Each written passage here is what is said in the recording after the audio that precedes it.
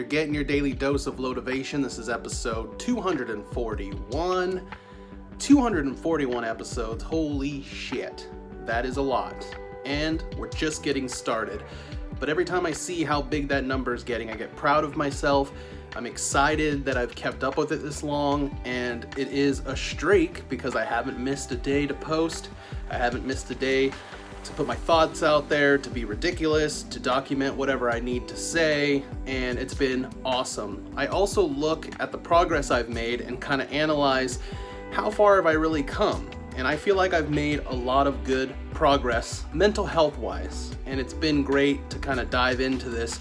This had me thinking today, kind of comparing my journey to kind of what an archaeologist would be like, but of the mind. And that's kind of what I've been doing, is excavating my own mind very slowly, being delicate, because I know that I've been through some trauma, and I know that there's certain things that I'm gonna touch on that I might not be ready for.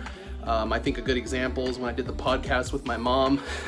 That kind of set me back a little bit in certain ways, not fully, but I know that I needed to slow down a little bit in that part of my journey because I knew it was affecting me very, very harshly. So if you haven't gone on your journey yet, if you've been thinking about it, if you've been watching my videos and you're like, holy shit, a lot of the stuff he's talking about, I feel that. I'm going through similar stuff. I need to go on a journey, or maybe you are already on one and you're working on things, and that's great. But it is like doing an excavation of your mind, and you want to be gentle with that because you might go look into your past, look into your traumas and whatever it is, and you might not be ready for it yet. But I think it's good to note what those things are so you can retouch, go back and see if you're ready after doing more work.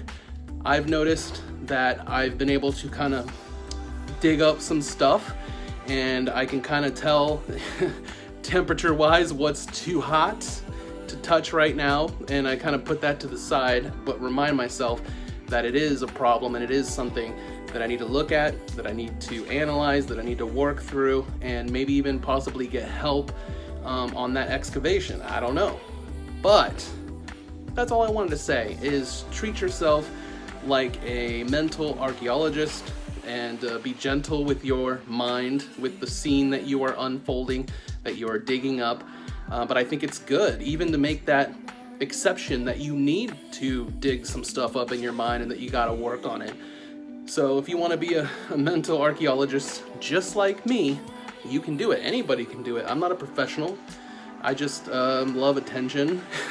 I've filmed myself since you could film yourself, and that you're aware that you're doing it. And so it's just a little bit easier for me to put myself out there. But you don't have to do that. Like I said, you don't have to document what you're doing, share it with everybody. You can go on the journey alone if you really need to.